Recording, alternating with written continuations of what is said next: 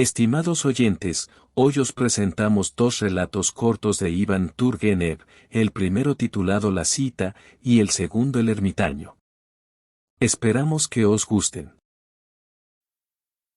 La cita. De Iván Turgenev. Descansaba en un bosque de abedules un otoño, hacia mediados de octubre. Era una época de tiempo cambiante. Desde la mañana, había estado cayendo una lluvia fina e irregular, seguida de vez en cuando, por radiantes intervalos de calor soleado. El cielo, cubierto por livianas nubes blancas, de pronto se aclaraba en algunos puntos, y desde detrás de las nubes que se abrían, aparecía el cielo azul, lúcido y sonriente, como un ojo hermoso. Sentado, miraba a mi alrededor y escuchaba. Las hojas apenas se movían sobre mí, por su sonido se adivinaba el momento del año. No era el alegre y riente temblor primaveral, ni los suaves y largos murmullos veraniegos, ni el balbuceo apocado y helado de finales de otoño, sino un susurro apenas audible. Un viento débil se movía apenas por las copas de los árboles.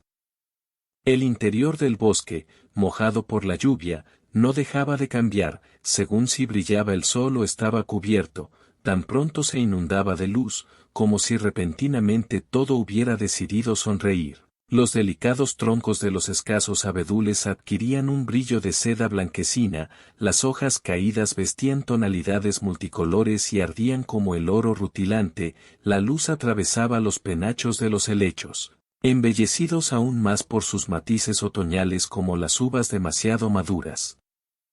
Enredándose y cruzándose, o bien súbitamente la oscuridad azulada lo envolvía todo de nuevo.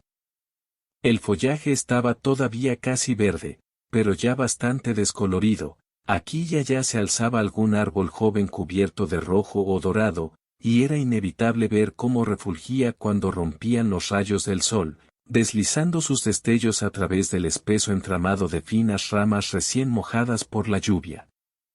No se oía un pájaro. Habían buscado refugio y habían callado, solo la jocosa vocecilla de la leonín tintineaba ocasionalmente como una campanilla. Admirando cuanto me rodeaba, caí en esa clase de sueño despreocupado y poco profundo, que solo reconocerán los cazadores. No puedo decir cuánto tiempo estuve dormido, pero cuando abrí los ojos el interior del bosque estaba inundado de sol, y en todas las direcciones, a través del follaje que el viento mecía jubiloso, se intuía un cielo azulado que parecía resplandecer, las nubes se habían desvanecido, dispersadas por el viento que se había levantado. El tiempo estaba claro y en el aire se sentía esa frescura que inunda el corazón de felicidad y significa casi siempre que la noche será despejada y tranquila tras un día de lluvia. Estaba a punto de levantarme, cuando mis ojos se toparon con una forma humana inmóvil. Aguzé la vista. Se trataba de una joven campesina. Estaba sentada a 20 pasos de mí, con la cabeza gacha y pensativa y los brazos sobre sus rodillas. En la palma medio abierta de una mano tenía un grueso manojo de flores silvestres, y cada vez que respiraba el ramillete iba resbalando sobre su falda de cuadros.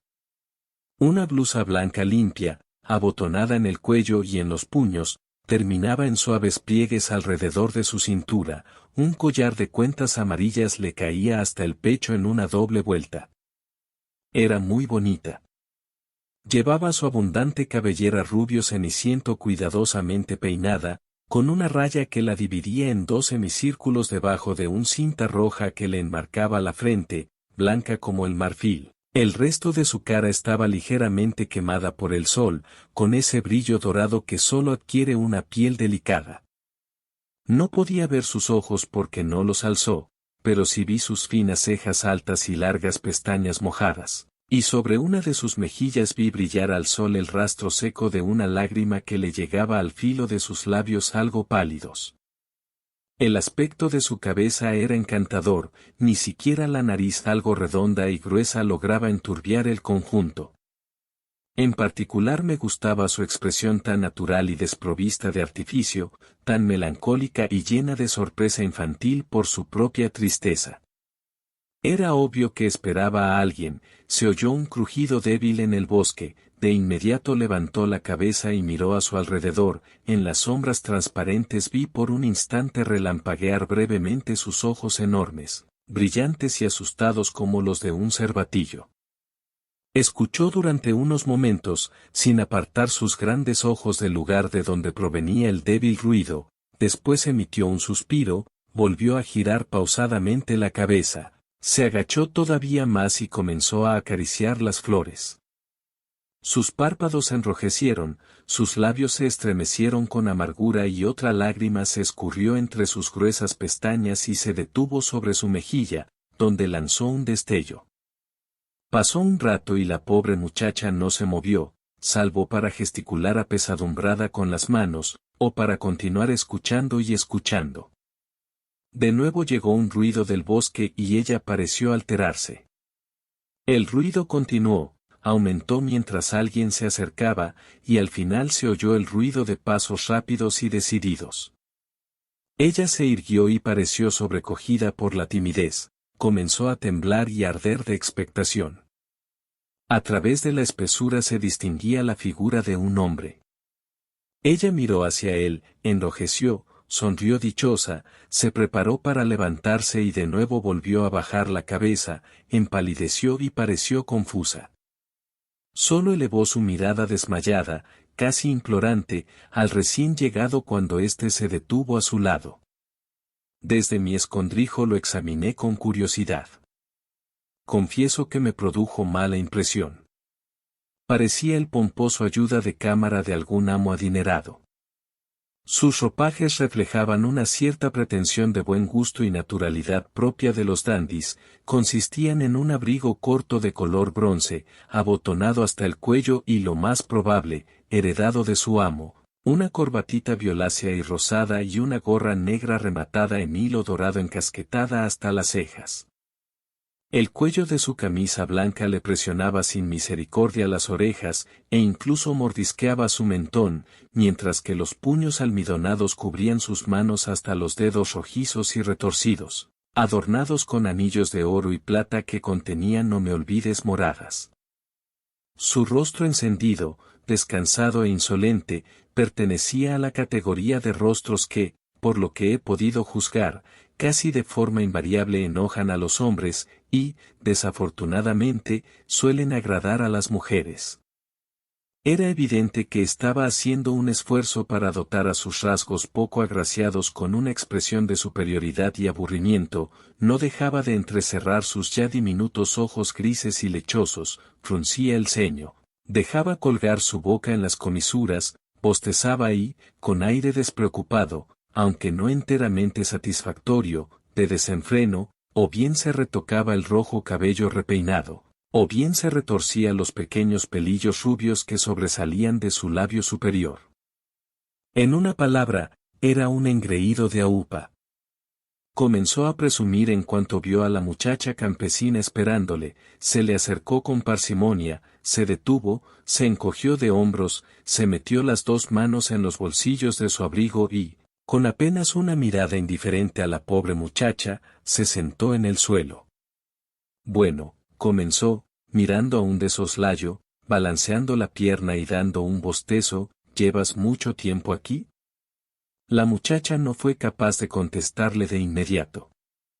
Mucho tiempo, señor, Víctor Alexandrich, dijo al fin con una vocecilla apenas audible. Él, se quitó la gorra, se mesó los cabellos abundantes y cuidadosamente peinados con aire satisfecho, que empezaban casi en sus cejas, y mirando a su alrededor con dignidad, volvió a cubrirse su valiosa cabeza. Y yo casi me había olvidado. Después de todo, mira cómo ha llovido. Volvió a bostezar. Hay un montón de cosas por hacer, hay que prepararlo todo, y el amo no para de quejarse. Nos marchamos mañana. ¿Mañana? Dijo la muchacha, y le dirigió una mirada asustada. Así es, mañana. Bueno, por favor, añadió con rapidez e irritación cuando vio que ella había empezado a temblar, y que bajaba la cabeza. Por favor, Aculina, no llores. Ya sabes que no lo soporto, y subió su orgullosa naricilla. Si sigues así me voy de inmediato. Lloriquear, qué ridículo. No, no lloraré más, murmuró Aculina a toda prisa, obligándose a tragarse sus lágrimas. ¿Así que te marchas mañana?, añadió tras una breve pausa. ¿Cuándo querrá Dios que volvamos a vernos, Víctor Alexandrich? Volveremos a vernos, volveremos a vernos. Si no el año que viene, entonces el siguiente. Parece que el amo quiere entrar en el servicio burocrático en San Petersburgo, y es posible que nos vayamos al extranjero. Te olvidarás de mí, Víctor Alexandrich, dijo Akulina con tristeza. ¿No porque iba a hacerlo? No te olvidaré. Solo que tienes que ser razonable, no portarte mal, obedecer a tu padre. No te olvidaré, no, y con calma se desperezó y volvió a bostezar.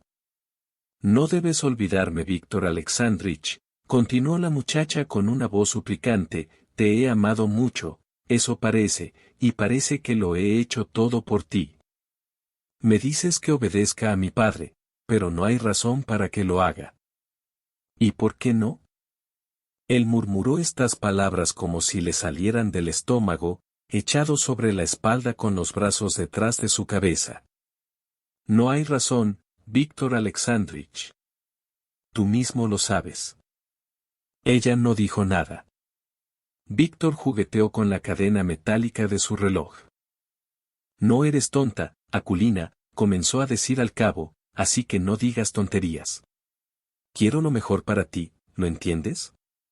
Por supuesto que no eres estúpida, no eres una chica campesina del todo, por así decirlo, y tu madre tampoco fue siempre una muchacha campesina. Pero no tienes formación, así que tienes que escuchar cuando la gente te dice lo que debes hacer. Tengo miedo, Víctor Alexandrich. Vamos, esos son tonterías, querida. ¿De qué tienes miedo? ¿Qué tienes ahí?, añadió, volviéndose hacia ella. ¿Flores? Flores, respondió Akulina sombríamente. Son unas satanasias que he recogido en el campo, continuó, animándose un poco, mira qué florecilla tan diminuta es. Nunca he visto una florecita tan hermosa en toda mi vida. Luego están los no me olvides, y algunas violetas. Pero estas son para ti, añadió, sacando de detrás de las satanasias amarillas un ramo pequeño atado con un trozo de hierba, ¿las quieres? Víctor extendió su mano con desgana, cogió el ramillete, olisqueó las flores y comenzó a toquetearlas con sus dedos, contemplando la nada de vez en cuando dándose aires. Akulina lo observó con una triste mirada que contenía una devoción tierna, una adoración humillante y amor. Y a la vez también tenía miedo de él, y de llorar, y de despedirse por última vez, pero él estaba ahí echado en la pose lánguida de un sultán, soportando su adoración con paciencia magnánima y condescendencia. Confieso que su cara enrojecida me estaba enojando, con su desdén pretencioso e indiferente, a través de la cual se podía discernir una completa y satisfecha vanidad. Akulina estuvo espléndida en aquel momento, puesto que su corazón estaba dispuesto, entregado, abierto, suplicando ser amado, pero él en cambio. Él simplemente dejó que las flores se cayeran a la hierba, se sacó un impertinente engarzado en bronce del bolsillo lateral de su abrigo, y comenzó a tratar de acomodarlo sobre su ojo, pero no importaba cuánto intentaba mantenerlo en su lugar con la ceja bajada, la mejilla levantada e incluso con la nariz, ya que el diminuto cristal se caía y regresaba a su mano. ¿Qué es eso?, le preguntó asombrada Akulina. Unos impertinentes, respondió él, dándose importancia. ¿Para qué son? Para ver mejor. Enséñamelos. Víctor frunció el ceño, pero le tendió el cristal. Cuidado, no lo rompas. No tienes que preocuparte, no lo haré, lo levantó con cuidado hasta sus ojos. No veo nada, añadió con simpleza. Es el ojo, tienes que entrecerrarlo, replicó él con la voz de un profesor descontento. Ella entrecerró el ojo delante del cual sujetaba el cristal. No, ese no es, tonta. El otro ojo. exclamó Víctor, y sin darle tiempo de corregir su error, le quitó los impertinentes. Aculina se rió con nerviosismo y se volvió. Es obvio que no es para la gente como yo, murmuró. Sin duda. La pobre muchacha guardó silencio y exhaló un profundo suspiro. Oh Víctor Alexandrich, ¿qué voy a hacer sin ti? Dijo de pronto. Víctor limpió los impertinentes con el filo de su abrigo y se los volvió a guardar en el bolsillo. Ya, dijo al cabo, seguro que será duro para ti al principio, le dio unas palmaditas condescendientes en el hombro. Ella, con una gran dulzura, retiró la mano de él de su propio hombro y la besó con timidez. Bien, muy bien, eres una buena chica, continuó él, sonriendo con petulancia, pero ¿qué es lo que puedo hacer yo? Piénsalo. El amo y yo no podemos quedarnos aquí, pronto será invierno y pasar el invierno en el campo tú ya sabes lo que es. Es horrible. En San Petersburgo es distinto. Allí hay cosas sencillamente maravillosas, cosas que tú no te imaginarías ni en sueños. Qué mansiones y qué calles, y la sociedad, la cultura, es estupendo. Aculina lo escuchaba todo con gran interés, con los labios brevemente abiertos como los de una niña pequeña. De todas formas, añadió él volviéndose, ¿para qué te cuento todo esto? No podrías entenderlo. ¿Por qué dices eso, Víctor Alexandrich? Lo he comprendido todo. Anda ya. Aculina bajó la mirada. No solías hablarme de ese modo antes, Víctor Alexandrich, dijo ella sin levantar los ojos del suelo. ¿Cómo que no lo hacía antes? Vaya con la niñita. Antes dice. Comentó con fingida indignación. Ambos permanecieron callados un rato. De todas formas, es hora de que me marche, dijo Víctor, a punto de incorporarse sobre un codo. Quédate un rato más, imploró Aculina. Víctor volvió a echarse y comenzó a silbar. Aculina no apartaba la mirada de él. Era evidente que estaba entrando en un estado de agitación gradual, los labios le temblaban, y sus pálidas mejillas se iban enrojeciendo débilmente. Víctor Alexandrich, dijo al cabo en una voz rota, no está bien lo que haces, no está bien. Te lo digo en nombre de Dios. ¿El qué no está bien? Preguntó él, con el ceño fruncido, mientras se incorporaba ligeramente y volvía la cabeza hacia ella. No está bien, Víctor Alexandrich. Si solo me dijeras una palabra amable antes de marcharte, solo una palabra, a esta huérfana desgraciada. ¿Pero qué quieres que te diga? No lo sé. Tú deberías saberlo mejor que yo. Víctor Alexandrich. Ahora te marchas, y si solo me dijeras una palabra. ¿Acaso me merezco esto? ¿Qué muchacha tan extraña eres? ¿Qué es lo que quieres que te diga? Solo una palabra. En fin, ya me lo has dicho, una y otra vez, sentenció él y se levantó visiblemente disgustado. No te enfades, Víctor Alexandrich, añadió ella con rapidez, conteniendo las lágrimas con dificultad. No estoy enfadado, es solo que eres tonta. ¿Qué es lo que quieres? Sabes que no me puedo casar contigo, ¿no? Debes saberlo, ¿verdad? Entonces, ¿qué quieres? Dime, echó el rostro hacia adelante esperando su respuesta y extendió sus manos. No quiero nada, fue la respuesta, insegura, y apenas capaz de extender las temblorosas manos hacia él, únicamente que me digas una palabra de despedida. Y las lágrimas corrieron por sus mejillas. Muy bien, y ahora te pones a llorar, dijo Víctor con frialdad, tapándose los ojos con la gorra. No quiero nada, continuó la muchacha, tragándose las lágrimas y cubriéndose el rostro con ambas manos, solo que, ¿qué será de mí ahora en la familia? ¿Y qué va a ocurrirme, qué va a pasarme, desgraciada como soy? Entregarán a esta pobre huérfana a alguien que no la ame. Pobre de mí. Quéjate cuanto gustes. Murmuró entre dientes Víctor, balanceándose de un pie al otro. De pronto un llanto desesperado dominó a la muchacha, y no pudo terminar lo que estaba diciendo. Echó el rostro sobre la hierba y rompió en lágrimas, amargas lágrimas. Todo su cuerpo se estremecía con abandono. Su tristeza, que había contenido durante tanto tiempo, al fin se desató en un torrente. Víctor se quedó un momento mirándola desde arriba, se encogió de hombros, se dio media vuelta y se alejó dando grandes zancadas. Pasaron varios minutos. Gradualmente la joven fue calmándose, levantó la cabeza, dio un salto, miró a su alrededor y juntó las manos. Estaba a punto de correr detrás de él, pero sus piernas débiles se desplomaron y cayó sobre las rodillas.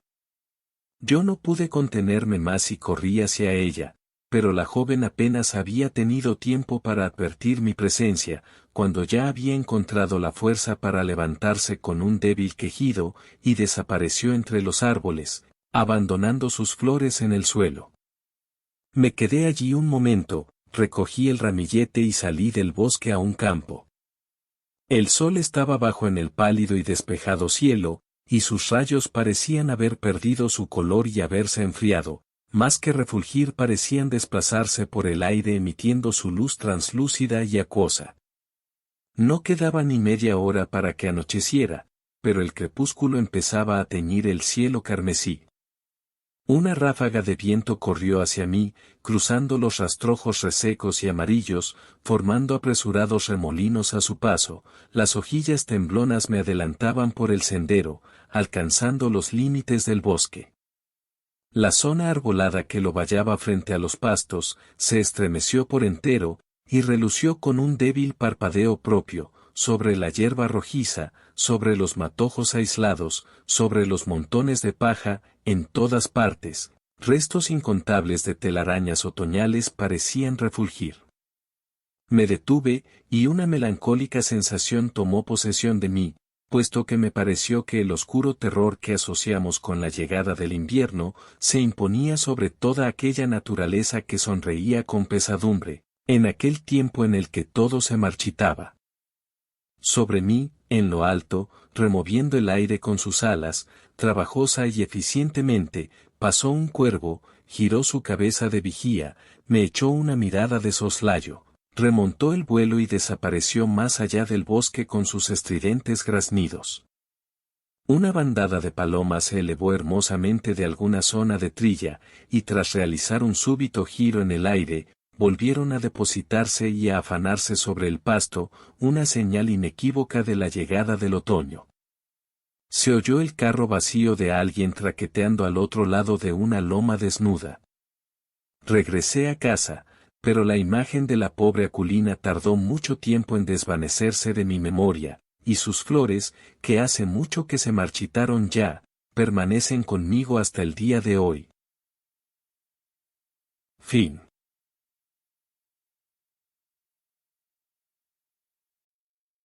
El ermitaño. De Iván Turgenev. Una tarde, después de ir de casa, me encontraba solo en mi carruaje. Todavía me quedaba una larga distancia para llegar a casa. Mi yegua de paseo, marchaba alegre por el camino polvoriento, de vez en cuando, resoplaba y estiraba las orejas. Mi perro, agotado, nunca se rezagaba, como si corriera atado a las ruedas traseras. Amenazaba tormenta. Una mancha violeta, subía lentamente del bosque, justo frente a mí, una enorme nube gris avanzaba sobre mi cabeza, los sauces se balanceaban, y susurraban alarmados. El calor pegajoso fue reemplazado de pronto, por un aire húmedo y frío, las sombras se acentuaron. Golpeé el caballo con las riendas, descendí un barranco, crucé un riachuelo seco, invadido por matojos de sauce, subí la cuesta y me adentré en la foresta.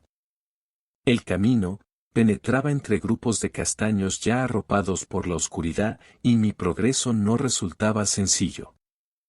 El drosky daba bandazos cada vez que las ruedas golpeaban, las raíces endurecidas de robles centenarios, y tilos que se cruzaban en las hondas huellas de los carros, y mi caballo comenzó a dar tropezones. Un viento fuerte, de pronto, comenzó a rugir en lo alto, los árboles empezaron a moverse de un lado a otro. Comenzaron a desplomarse enormes gotas de lluvia que aguijoneaban las hojas de los árboles, y lo mojaban todo. Un rayo refulgió y estalló la tormenta. La lluvia caía torrencial. Avanzaba al paso y pronto me vi obligado a detenerme, porque mi caballo se había quedado atascado, y yo no veía nada.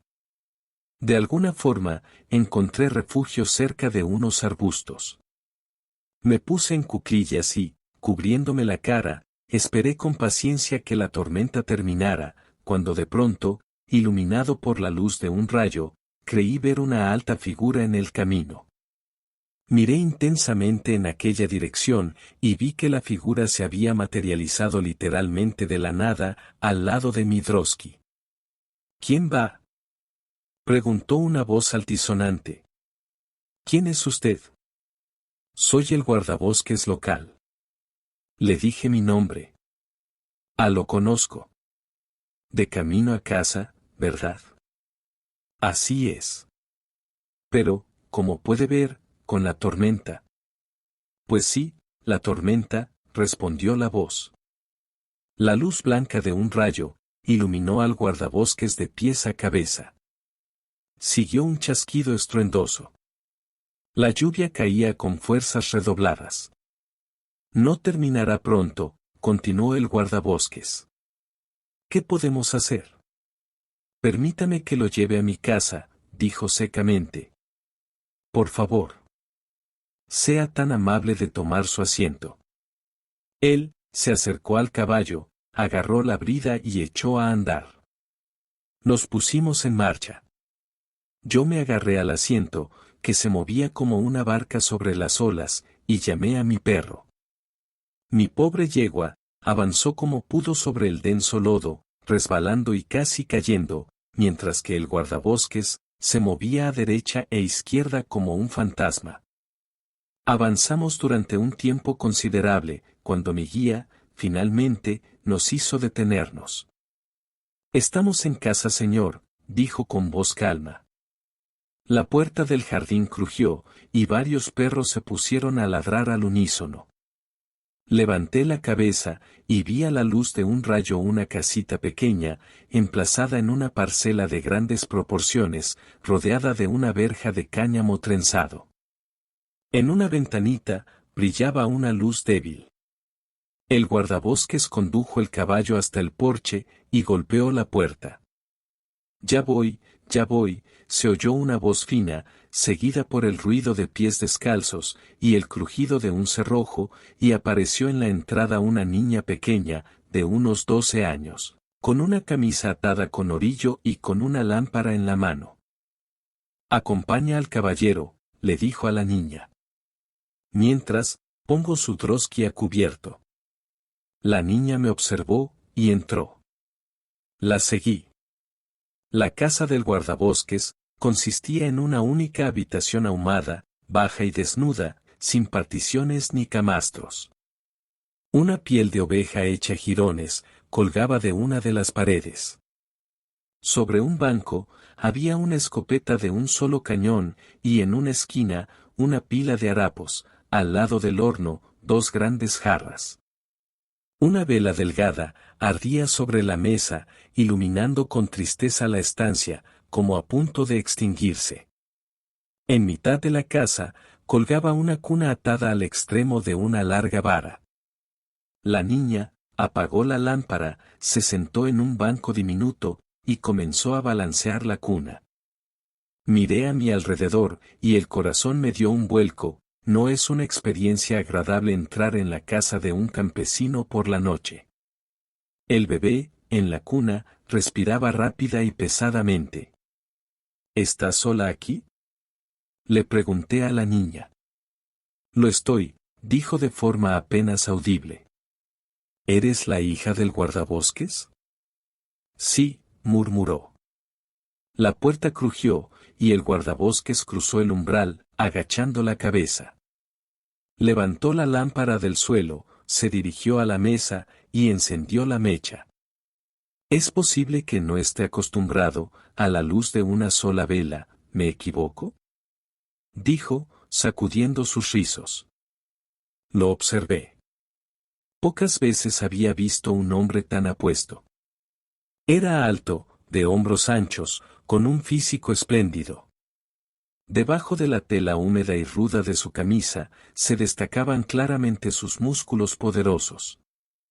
Una barba negra y rizada le cubría la parte baja de sus rasgos, masculinos y severos, y bajo las cejas amplias, en mitad de su frente espiaban unos ojillos color avellana. Posó las manos en las caderas, y se quedó frente a mí. Le di las gracias, y le pregunté su nombre. Me llamo Foma, respondió, pero me llaman el ermitaño. ¿Así que eres tú el ermitaño? Lo observé con redoblado interés. Había oído historias, tanto de Millermola como de otros campesinos, de un tal ermitaño al que todos los campesinos locales temían como al fuego. Según ellos, nadie en el mundo era mejor en su trabajo, no deja que te lleves, ni unas cuantas ramillas. No importa cuándo, incluso en lo más profundo de la noche, se te echará encima, como una tonelada de nieve, y ni se te ocurra enfrentarte a él, es fuerte y habilidoso, como el mismísimo diablo. Y no se lo puede sobornar, ni con bebida, ni con dinero, ni con ningún truco sucio. En más de una ocasión, han intentado borrarlo de la faz de la tierra, pero nunca se ha rendido. Así hablaban del ermitaño, los campesinos locales. Así que tú eres, el ermitaño, repetí. He oído hablar de ti, amigo mío. Dicen que no se te pasa una. Me encargo de mi trabajo, respondió de forma sombría. No robo el pan que como. Sacó un hacha de su cinturón, se puso en cuclillas y empezó a cortar una velita. ¿No tienes una mujer en la casa? Le pregunté. No, respondió, y dio un gran golpe con el hacha. Ella murió, ¿no es cierto? No. Sí. Está muerta, añadió, y se dio la vuelta. No dije nada. Él levantó los ojos, y me miró. Se escapó con uno que iba de paso, un tipo de la ciudad, pronunció, con una sonrisa cruel. La niña bajó la cabeza, el bebé se despertó, y empezó a llorar, la niña se acercó a la cuna. Toma, dale esto, dijo el ermitaño, poniéndole un biberón sucio en la mano. También a él lo abandonó, continuó con voz sombría, señalando al bebé. Se dirigió a la puerta, se detuvo, y se dio media vuelta. Es posible, señor, comenzó, que no quiera usted comer nuestro pan, pero además de pan, tengo por ahí. No tengo hambre. Bueno, como quiera. Encendería el samovar, es solo que no tengo té. Iré a ver cómo está su caballo. Salió, y dio un portazo. De nuevo, observé cuánto me rodeaba. La casita, me parecía aún más miserable que antes. El hedor agrio a fuego de leña, dificultaba la respiración. La niña, no se movió de donde estaba y no levantó los ojos del suelo. De vez en cuando, meneaba la cuna, y con modestia se arreglaba la camisa sobre los hombros. Sus pies desnudos, colgaban inmóviles. ¿Cómo te llamas? Le pregunté. Ulita, dijo, bajando su rostro apesadumbrado aún más. El guardabosques entró de nuevo, y se sentó en el banco. La tormenta está pasando, comentó tras un corto silencio. Si quiere, lo guiaré fuera del bosque. Me puse de pie. El ermitaño agarró su escopeta y examinó la carga. ¿Para qué es eso? Pregunté. Ocurre algo en el bosque. Alguien está talando un árbol en la hondonada de la yegua, añadió como respuesta a mi mirada interrogante. ¿Lo oye desde aquí? Se oye afuera. Salimos juntos. La lluvia había parado. En la distancia, Grupos de nubes pesadas aún se agrupaban y aún refulgían rayos alargados, pero sobre nuestras cabezas, pedazos de cielo azul oscuro se veían aquí y allá, y algunas estrellitas titilaban entre los jirones de nubes que se disolvían. Las líneas de los árboles, empapados por la lluvia y estremecidos por el viento, comenzaron a emerger de la oscuridad. Nos dispusimos a escuchar. El guardabosques se quitó la gorra e inclinó la cabeza. ¡Ahí! ¡Ahí! Dijo de pronto, y señaló a alguna parte. Dios mío, qué nochecita han elegido. Yo no oí nada aparte del ruido de las hojas. El ermitaño sacó el caballo de un cobertizo. Es posible, añadió, que no llegue a tiempo. Iré contigo. ¿Te parece bien? Muy bien, respondió, y volvió a meter al caballo a cubierto. Los cogeremos, y después los sacaré del bosque. Vamos. Nos pusimos en marcha, el ermitaño, abriendo camino, y yo detrás. Dios sabrá cómo conocía el camino, pero solo se detuvo de cuando en cuando, para escuchar el ruido del hacha. Mire, silbó entre dientes, ¿lo oye? ¿Lo oye? ¿Pero dónde? El ermitaño se encogió de hombros. Descendimos hacia un barranco, el viento se aplacó un momento, y los golpes de un hacha alcanzaron mis oídos con claridad. El ermitaño me miró y asintió. Nos alejamos a través de ramajes mojados y espinas. Se oyó un prolongado y sordo crujido. Lo ha abatido, dijo el ermitaño. Mientras tanto, el cielo continuaba clareándose, y en el bosque se veía algo más. Al fin, salimos del barranco. Usted, espere aquí, me susurró el guardabosques, se agachó, y subiendo la escopeta, desapareció entre los arbustos. Me dispuse a escuchar atentamente. A través del ruido incesante del viento, creí oír los sonidos, apenas audibles, de un hacha que cortaba ramas cuidadosamente, el crujir de unas ruedas y el resoplar de un caballo. ¿Qué estás haciendo? Detente. Gritó la voz de hierro del ermitaño. Otra voz gritó lastimeramente, como una liebre atrapada. Se oyeron ruidos de trifulca. Mentiroso. Mentiroso. Aseveró el ermitaño, respirando de forma entrecortada. No te saldrás con la tuya. Me apresuré hacia donde se oían los ruidos, tropezando a cada paso. El guardabosques estaba ocupado con algo que había en el suelo, al lado del árbol caído, estaba agarrando al ladrón debajo de él y retorciéndole el brazo detrás de la espalda con un cinturón. Me acerqué. El ermitaño se irguió y levantó al otro. Vi a un campesino empapado y desaliñado, con una barba larga y enredada. Más allá, también había un caballo delgado, medio cubierto por un trozo de estera y atado a un carro.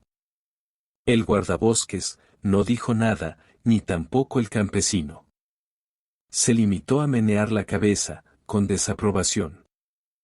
Déjale marcharse, susurré en el oído del ermitaño. Yo pagaré por la madera. El ermitaño, sin decir nada, agarró a la yegua por la crin con su mano izquierda, mientras con la derecha, agarraba al ladrón por el cinto. Bueno, empieza a andar, cuervo, dijo con severidad. Esa es mi hacha, murmuró el ladrón. No tiene por qué perderse, dijo el guardabosques, y la cogió. Nos pusimos en marcha, yo detrás de ellos. Volvió a llover, y no tardó en caer a torrentes. Regresamos, con dificultad, hasta la casita.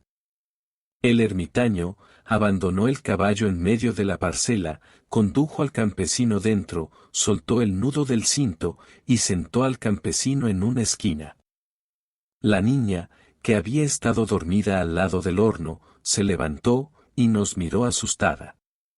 Yo me senté en un banco. ¿Qué forma de llover?, comentó el guardabosques, tendremos que esperar un rato. ¿Le gustaría echarse? Gracias, contesté. Lo encerraría dentro de ese armario, continuó, señalando al campesino, pero ya ve que no tiene cerrojo. Déjalo, no lo toques, lo interrumpí. El campesino me observó por debajo de sus cejas. Me prometí a mí mismo liberar al pobre diablo, ocurriera lo que ocurriera. Estaba sentado en el banco sin moverse. Por la luz de la lámpara, podía distinguir su rostro cansado y arrugado, las cejas que sobresalían y colgaban, los ojos inquietos y los miembros flacos. La niña estaba echada en el suelo cerca de sus pies, y volvió a dormirse. El ermitaño se sentó a la mesa, y apoyó el rostro en las manos. Se oyó un grillo cantar en la esquina, la lluvia golpeaba el tejado, y se escurría por las ventanas, todos guardábamos silencio. Foma Kuzmich, comenzó de pronto el campesino, con una voz rota y profunda, Foma Kuzmich. ¿Qué quieres? Déjame marcharme. El ermitaño no respondió. Deja que me vaya. Todo es por el hambre. Deja que me vaya, suplicó el campesino. Conozco a los de tu clase, dijo el guardabosques de forma sombría. De donde tú vienes todos sois iguales, un atajo de ladrones. Deja que me vaya, repitió el campesino. Es el intendente, ya sabes cómo nos ha arruinado. Deja que me vaya. Arruinado. Nadie tiene derecho a robar. Deja que me vaya, Foma Kuzmich. No me entregues. Tu amo, lo sabes muy bien, me devorará, lo verás. El ermitaño se volvió. El campesino se echó a temblar, como si tuviera fiebre. No dejaba de mover la cabeza, y respiraba con dificultad. Deja que me vaya, repitió con miserable desesperación, por Dios bendito. Te lo pagaré, lo prometo, por Dios que lo haré. Por Dios, es el hambre. Y los niños llorando, ya sabes cómo es. Es muy duro, lo verás. Pero, a pesar de todo, no deberías ir por ahí robando, respondió el guardabosques. Mi caballito, continuó el campesino, deja que se vaya. Es todo lo que tengo. Deja que se vaya. Te digo, que no puedo. Yo también cumplo mis órdenes, y tendré que responder por ello. Y no tengo razones, para portarme bien con los que son como tú. Deja que me vaya. La necesidad, Foma Kuzmich, no ha sido otra cosa. Deja que me vaya. Conozco a los de tu clase. Solo deja que me vaya. ¿De qué me sirve hablar contigo, eh?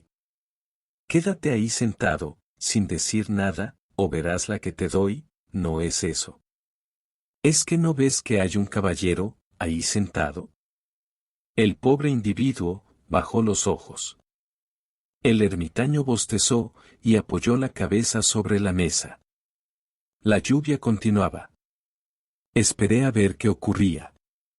De pronto, el campesino se irguió. Los ojos le ardían, y su cara había enrojecido. Muy bien, pues mátame tú mismo. Comenzó, entrecerrando los ojos, y bajando las comisuras de la boca. Vamos, maldito, vamos, hazlo. El guardabosques se volvió. Te estoy hablando a ti, chupasangre, a ti. ¿Estás borracho?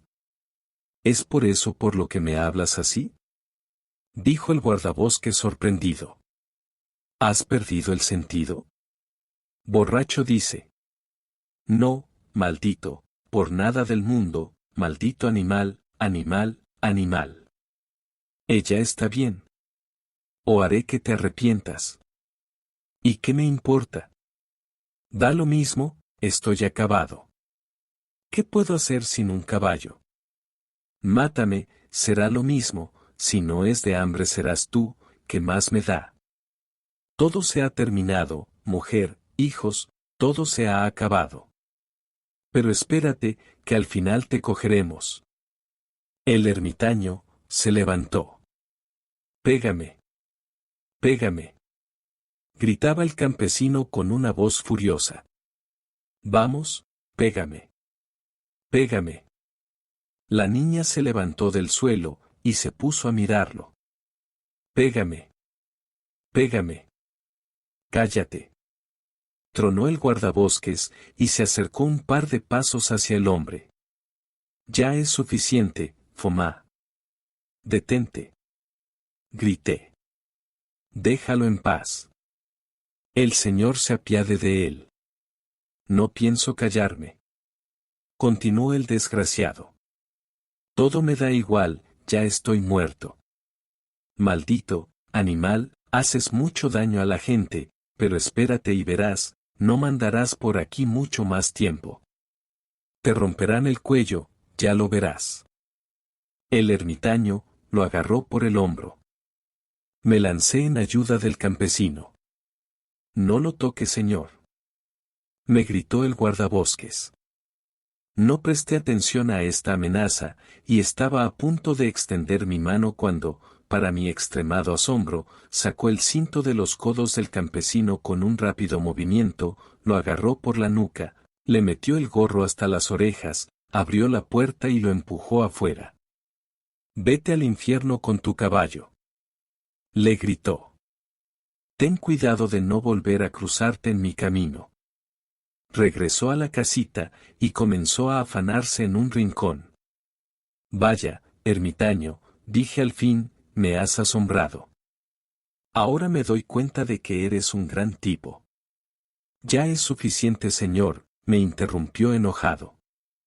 Por favor, tenga la bondad de no hablar de ello. Es mejor que lo guíe fuera del bosque, no tiene que esperar que acabe la lluvia. Las ruedas del carro del campesino resonaron fuera de la parcela. Mire, ya se larga. Dijo. Le daré su merecido. Media hora más tarde, me despedí de él en las lindes del bosque. Fin. Gracias por ver este video. Por favor, no olvides suscribirte, darle a me gusta, compartirlo y dejar un comentario. Si te ha gustado este relato, puedes encontrar más en nuestro canal, Homo Lector.